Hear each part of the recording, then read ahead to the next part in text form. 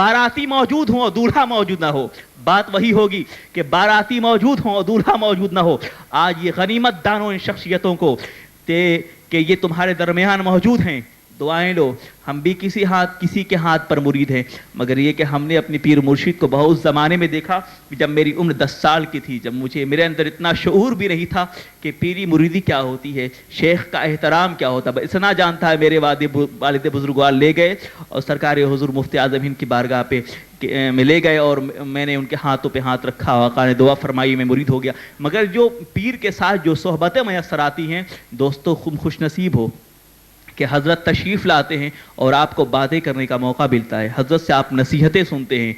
आप जानते हैं कि जो खुदा के वली होते हैं उन्हें कोई खौफ नहीं होता, उन्हें वो गम नहीं होता, वो न दुनिया से डरते हैं न दुनिया वालों से डरते हैं।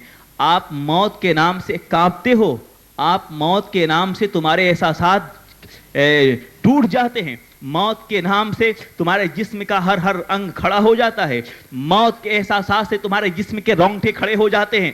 मगर जो वो खुदा के वली होते हैं वो मौत को कलेजे से लगाते हैं, वो मौत को गले से लगाते हैं। हज़रत मुबल्लिग़ इस्लाम के हक़ में दुआ करें कि अल्लाह पाक इनके साए आतफ़त को हमारे सरों पर तादेर कायम रखे। मियाँ जब हज़रत ना होंगे तो तुम अंधेरों में भटकते रहोगे और तुम्हारा कोई साथ देने वाला ना होगा। आज तुम्हारे हाथों में हज़रत का अगर दामन है तो तुम खुश नसीब हो कि मर जाओगे तो कम से कम कब्र में इनके जलवों की नूरानियत तो होगी। जब मर जाओगे तो रिश्ता कादरियत और रज़वियत का सहारा तो होगा। बड़े बदनसीब हैं वो लोग जो इस रिश्ते का एहतराम नहीं करते, बड़े ही जालिम हैं वो लोग जो इनकी कद्र नहीं करते, बड़ी ही बेअदब और गुस्ताख हैं वो लोग जो अपने मुर्शिद को नहीं पहचानते। दोस्तों, मुर्शिद का नाम ही इरशाद है जो तुम्हें मंजिल तक पहुंचा सके। आप यहाँ डरबहा से लेकर अगर आपको जोहानिसबर्ग का सफ़र करना है तो मैं कहता हूँ कि जितने हाईवे पे बोर्ड्स हैं ना, जो बोर्ड्स हैं वो अगर हटा दिए जाएं और ये कहूँ आपसे कि आपको यहाँ से सीधा जोहानिसबर्ग आपको जाना है, तो आप अगर रास्ते पे कोई बोर्ड ना हो तो मैं समझता नहीं हूँ कि आप जहाँ जोहानिसबर्ग पहुँच सकते हैं। आप मंजिल आपकी भटक जाएगी, बजाय आप जोहानिसबर्ग जाने के कहीं और चले जाएंगे। अगर रास्ते पे बोर्ड ना हो, वो निशानियाँ ना हो, तो आप कहीं से और कहीं और पहुंच जाएंगे। इसी तरह शरीयत की राह पे चलने के लिए, इहदिना सिरातल मुस्तकीम पर चलने के लिए ये औलियाए किराम की जमात जो है ना, ये उस रोड पर, ये उस सड़क के साइन बोर्ड की तरह हैं, तुम्हें रास्ता बताते हैं। और अगर किसी मुर्शिद की रहनुमाई शरीयत की राहों पे ना हो तो तुम नहीं मालूम कहाँ पहुँच जाओगे। कि जिस तरह के सड़कों पे साइन बोर्ड होता है, इशारा होता है कि जोहानिसबर्ग की तरफ जाएं, यहाँ ये N2 है, ये N3 है, ये N4 है, ये N5 है।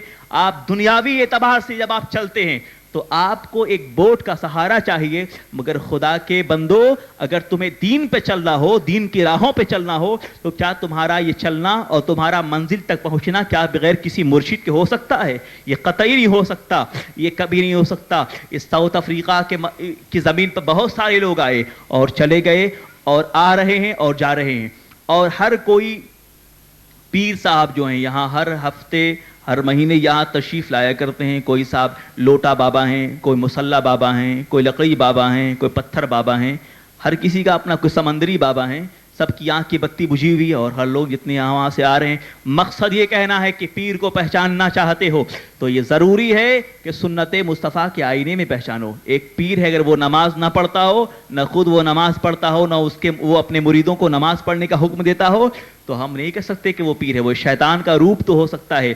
सरकार शेख अब्दुल कादिर जिलानी ने फरमाया कि अगर तुम किसी को देखो कि पानी पे चल रहा हो या देखो कि वह आसमान पे उड़ रहा हो, तो उसे खुदा का वली मत तसव्वुर करना। मुमकिन है वो शैतान भी हो सकता है। क्या तुमने कभी गरीब नवाज को देखा कि वो हवाओं पे उड़ रहे थे?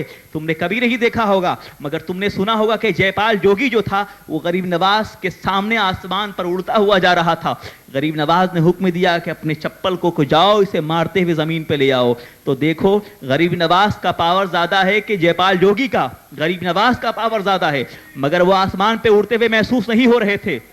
ये बात वाज़ेह हो गई इससे कि गौसे पाक या हो गरीब नवाज, इन सब लोगों ने हमें शरीयत की तालीम पहले दी है और फिर तरीक़त की तालीम दी है। लोग पूछते हैं कि ये जो पीर साहब फलां जगह से आ रहे हैं ये बड़े करामती लोग हैं, ये करते हैं और वो करते हैं, मिट्टी को सोना बनाते हैं। मैंने पूछा कि भाई एक पीर की सबसे बड़ी करामत क्या हो सकती है? तो किसी ने कहा कि इससे बड़ी और करामत क्या हो सकती है? सरकार उस्मान हारूनी रज़ी अल्लाह तआला अन्हु से गरीब नवाज ने पूछा कि मेरे आका, मैं आपकी खिदमत में 20 साल से रह रहा हूँ, 20 سال ہو گئے میں آپ کی خدمت میں رہتا ہوں مگر میں نے ابھی آپ کی اب تک کوئی کرامت نہیں دیکھی ہے.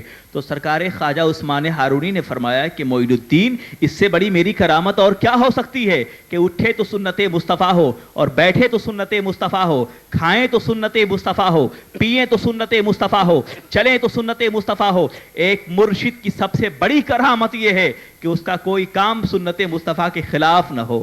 یہ سب سے بڑی کرامت ہے. آپ کو سوچنا چاہیے, آپ عقل مند ہیں, آپ دنیاوی معاملے میں فیصلہ کرتے ہو. جب بازار میں جاتے ہو کلودنگ مٹیریل خریدنے کے لیے تو یہ کپڑا اچھا ہے یہ نہیں ہے, واچ خریدنا ہے تو یہ گھڑی اچھی ہے کہ نہیں ہے, شوز خریدنا ہو تو یہ شو اچھی ہے کہ نہیں. آپ غلام رسول بھائی کو بولیں گے آپ کے پاس جارڈن شو ہے, آپ کے پاس آپ اس کے ایجنسی ہیں.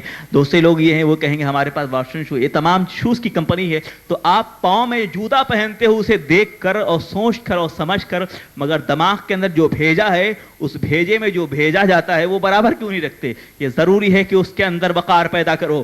جب تمہارا دماغ خراب ہوگا, جب تمہارا دل خراب ہوگا تو دماغ خراب ہوگا, اور جب تمہارا دماغ خراب ہوگا تو پورا باڈی خراب ہوگا. کیونکہ جو خون کا ریفلیکشن ہوگا, جو باڈی میں جو خون دوڑ رہا ہوگا اسی دماغ کے تسلسل سے. تو میرے دوستو عمل کرو دین پر, چلو شریعت پر. یہ عرس ہم اس لیے نہیں کرتے ہیں کہ آپ آئیں اور کھا کر اور چلے جائیں ہاتھ دھو کر, نہیں. عرس کا مقصد یہ ہے کہ آپ کے اندر اصلاح پیدا ہو. عرس کا مقصد یہ ہے کہ آپ کے اندر زندگی اور موت کا فرق محسوس کر سکیں. عرس اس لیے ہوتا ہے کہ آپ ایک مرشد کو پہچان سکیں. عرس اس لیے ہوتا ہے کہ ہم صحابہ اور کی تاریخ زندہ کرتے ہیں.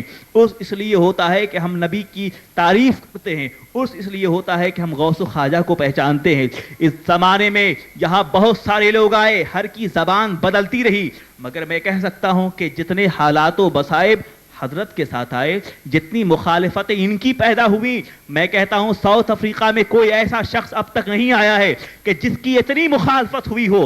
مگر جانتے ہو نور حق شمع الہی کو بجھا سکتا ہے کون؟ جس کا حامی ہو خدا اس کو مٹا سکتا ہے کون؟ یہ سنو, ہر زمانے میں ایسا رہا ہے. حضرت حسین نبی کے نواسے تھے مگر انہیں یزید کا مقابلہ کرنا پڑا. حضرت موسیٰ وہ خدا کے نبی تھے مگر انہیں فرعون کا مقابلہ کرنا پڑا. حضرت ابراہیم خدا کے پیغمبر تھے مگر انہیں نمرود کا مقابلہ کرنا پڑا. جناب دو عالم صلی اللہ علیہ وسلم خدا کے بھیجے ہوئے پیغمبر تھے مگر انہیں ابو جہل کا مقابلہ کرنا پڑا, ابو لہب کا مقابلہ کرنا پڑا, عتبہ اور شیبہ کا مقابلہ کرنا پڑا. تو جہاں پتھر گرتے ہیں نا, آپ نے کبھی دیکھا ہے کہ ایک مینگو ٹری ہو, اس میں کوئی مینگو نہ ہو, ایک آدمی کھڑا ہو کر پتھر مار رہا ہو, تو آپ یہ کہیں گے کہ یہ پاگل ہو گیا ہے. ایک ایسے درخت پہ پتھر مارتا ہے جس درخت میں پھل نہیں ہے, تو ایک پاگل آدمی ہی جو ہے وہ درخت پہ پھل نہ ہو اور پتھر مارے گا. تو جس درخت پہ پتھر مارے جاتے ہیں, اسٹون پڑتے ہیں, اس کا مطلب یہ کہ اس درخت میں پتھر ہے. تو جس درخت پہ پتھر پڑتے ہیں وہ درخت ہے جس میں پھل ہو. لہذا اگر ہم پہ حملے ہوتے ہیں, اگر ہمارے خلاف برائیاں ہوتی ہیں, ہمارے کیریکٹر کو خراب کیا جاتا ہے, تو یاد رکھو ہمارے اندر اچھائیاں ہیں. اس لیے کہ پتھر کھانا جو ہے وہ پھلدار درخت کی قسمت ہے. جو پھلدار نہ ہو درخت, اس میں پتھر نہیں پڑتے. عزیزان ملت اسلامیہ, یہ وہ مختصر سی باتیں ہیں جو میں نے عرض کی, اور ایک پیغام آپ کے لیے ہے کہ اتحاد زندگی ہے اور انتشار موت ہے.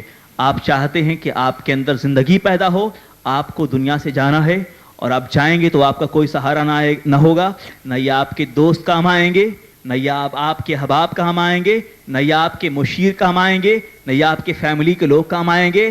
آئے ہو اکیلا اور چلے جاؤ گے. دنیا میں کچھ ایسا کام کر جاؤ, نیکیاں کر جاؤ, ایسا کام کر جاؤ کہ دنیا میں بھی تمہارا کام آئے اور آخرت میں بھی اس کا پھل تم دیکھ سکو. میرے دوستو, اچھے لوگوں کی عزت کرو, اچھے لوگوں کی صحبت میں بیٹھو. اچھوں کی صحبت میں بیٹھو گے تو اچھا تمہیں اچھا بنائے گا, اور بروں کی صحبت میں بیٹھو گے تو برا تمہیں برا بنائے گا. فرمایا صوفیاء کرام نے کہ بروں کی صحبت میں بیٹھنے سے اچھا ہے کہ آدمی تنہائیوں میں رہے. اگر اکیلے بیٹھے رہو تو بہتر ہے. نادانوں سے دوستی نہ کرو, بروں سے دوستی کرو گے تو برا تمہیں برا بنائے گا. نادان دوستوں سے بہتر ہے کہ ایک آدمی بند کمرے میں پڑا رہے یا سویا رہے.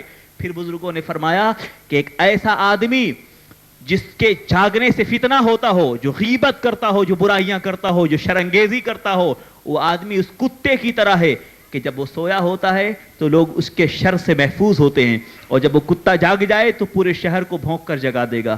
اس لیے آپ کو چاہیے کہ اچھوں کی صحبت اختیار کرو, اور جو مقدر میں ہونا ہے وہی ہوگا.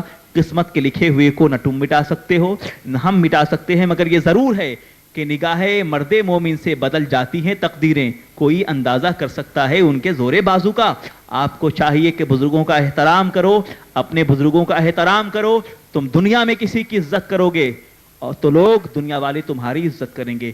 عزیزان ملت اسلامیہ، ادب و احترام ہمارا شیوا ہے، امت مسلمہ کا علامتی وقار ہے کہ ایک دوسرے کی عزت کریں، چھوٹا ہے تو بڑے کی عزت کرے، بڑا ہے تو چھوٹے کی عزت کرے، باپ ماں بھائی بہن آپس میں ایک دوسرے کی عزت کریں۔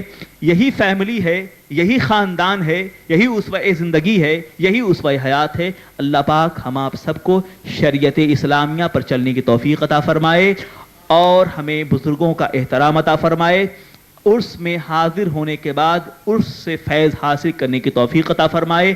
ہم جو سنیں اس پر عمل کریں، اللہ پاک ہمارے اور آپ کی شرکت کو قبول فرمائے۔ وما علینا الا البلاغ المبین۔ السلام علیکم ورحمۃ اللہ وبرکاتہ۔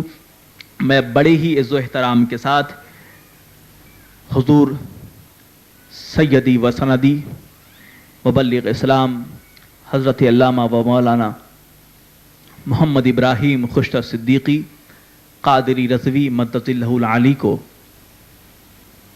دعوت خطاب دیتا ہوں۔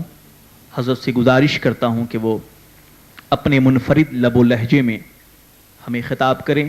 حضرت کا خطاب کیا ہوتا ہے آپ جانتے ہیں، معنی، الفاظ، نصیحتوں اور تاریخ خیز واقعات سے لبریز ہوتی ہے ان کی تقریر، اور ہمیں چاہیے کہ حضرت کے خطاب کو سننے کے بعد ہم اس پہ عمل کریں۔ اور ہم آپ سے بار بار کہتے ہیں کہ ہم سب کو چاہیے کہ دعا فرمائیں، دعا کریں کہ اللہ پاک ان کے سایہ عاطفت کو ہمارے سروں پر تا دیر قائم رکھے، اللہ پاک حضرت کو صحت و سلامتی عطا فرمائے، اور امت کے لیے جو خدمتیں ہو رہی ہیں، جو تحریک، جو تنظیم جاری ہے، اللہ پاک اس میں ثبات قدمی عطا فرمائے، حسن دوام عطا فرمائے۔ اب حضرت کی تقریر آپ سماعت کریں، آپ ہوں گے اور حضرت کا خطاب ہوگا۔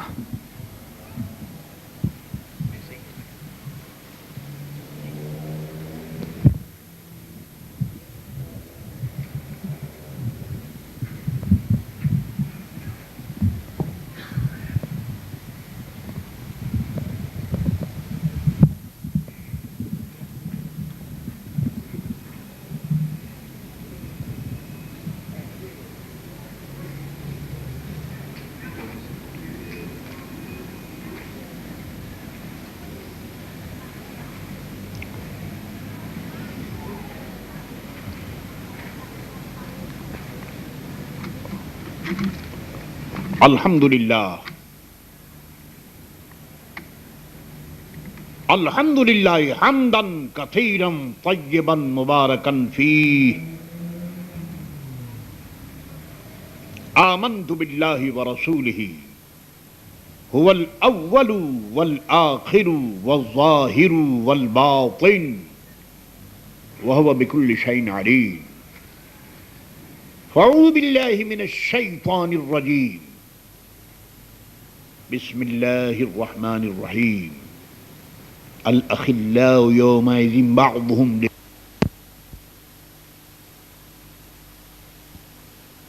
عظیم وصدق رسوله النبی الکریم قال اللہ